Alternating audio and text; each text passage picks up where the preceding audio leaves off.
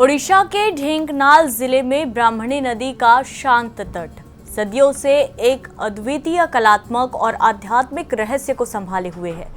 खुले आसमान के नीचे विशाल चट्टान के सीने पर उकेरी गई 51 फीट की एक ऐसी मूर्ति जो लेटी हुई मुद्रा में सबसे बड़ी रॉक कट संरचना है। 1200 साल से भी पहले जब आधुनिक मशीनें नहीं थी, तब शिल्पकारों ने एक ही प्राकृतिक चट्टान को तराशकर क्षीर सागर का वो दृश्य जीवंत कर दिया था जिसे हम शास्त्रों में पढ़ते हैं।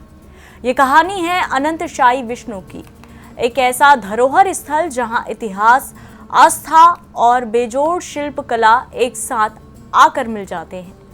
यह ऐतिहासिक स्थल परजंग तहसील में बसे सारंग गांव के पास स्थित है।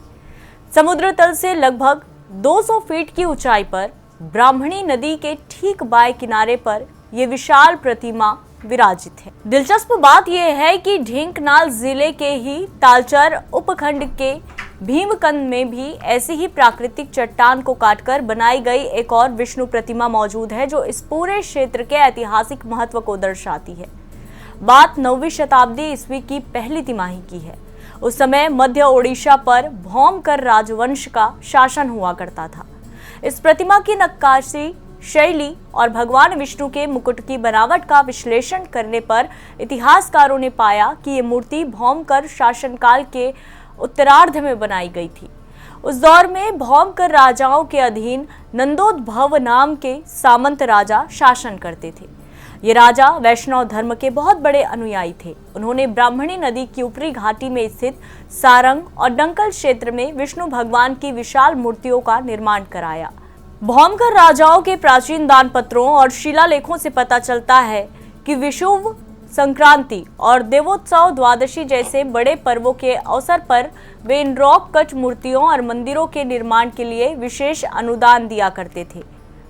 इतिहासकार मानते हैं कि इन मूर्तियों में जो ऊर्जा और जीवन शक्ति दिखाई देती है, उसकी प्रेरणा शिल्पकारों को महाराष्ट्र की प्रसिद्ध एलोरा और एलिफेंटा गुफाओं तथा तमिलनाडु के महाबलीपुरम के तटीय मंदिरों से मिली थी।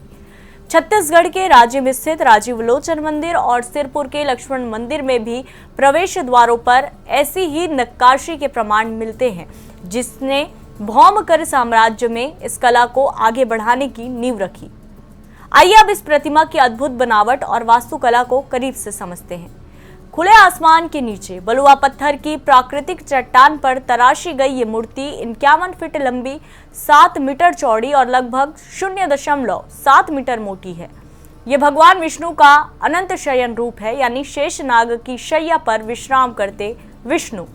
भगवान विष्णु यहाँ चतुर्भुज रूप में दर्शित हैं। उनके ऊपरी दाहिने हाथ में सुदर्शन चक्र है, ऊपरी बाएं हाथ में शंख है, निचले बाएं हाथ में कौमोदगी गदा और एक प्रतीकात्मक कमल पुष्प है। विष्णु के मस्तक पर एक सुंदर शंखाकार किरीट मुकुट सजा हुआ है और उनके चेहरे पर तीखी ठुड्डी व सुडौल नाग की विशेषताएं उकेरी गई हैं। उनके सिर के ऊपर शेषनाग के फन छत्र की तरह फैले हुए हैं। इस नक्काशी का सबसे अद्भुत हिस्सा है उनकी नाभि से निकलता हुआ कमल का फूल, जिस पर संपूर्ण ब्रह्मांड के रचयिता भगवान ब्रह्मा ध्यान की मुद्रा में विराजमान है। 9वीं शताब्दी के उस शिल्पकार की सोच को देखिए। उन्होंने ब्राह्मणी नदी के तट को ही पुराणों में वर्णित क्षीर सागर मानकर इस विशाल रचना की परिकल्पना की थी। हजारों साल बीत जाने के बाद भी ये स्थल सिर्फ एक ऐतिहासिक स्मारक नहीं, बल्कि एक जीवंत आस्था का केंद्र है। स्थानीय ग्रामीण और दूर दराज से आने वाले श्रद्धालु आज भी इस चतुर्भुज शयन मुद्रा विष्णु की नियमित पूजा अर्चना करते हैं। सारंग की ये अनंतशायी विष्णु प्रतिमा केवल पत्थर पर उकेरी गई एक आकृति नहीं, ये भारत के प्राचीन शिल्पकारों की असीम कल्पना, इंजीनियरिंग कौशल और गहरी आध्यात्मिक भावना का प्रतीक है। अगर आप भारत की समृद्ध सांस्कृतिक विरासत, प्राचीन इतिहास और अद्भुत वास्तुकला को करीब से देखना चाहते हैं, तो ओडिशा के ढेंकनाल जिले में स्थित ये स्थल आपकी यात्रा की सूची में जरूर होना चाहिए।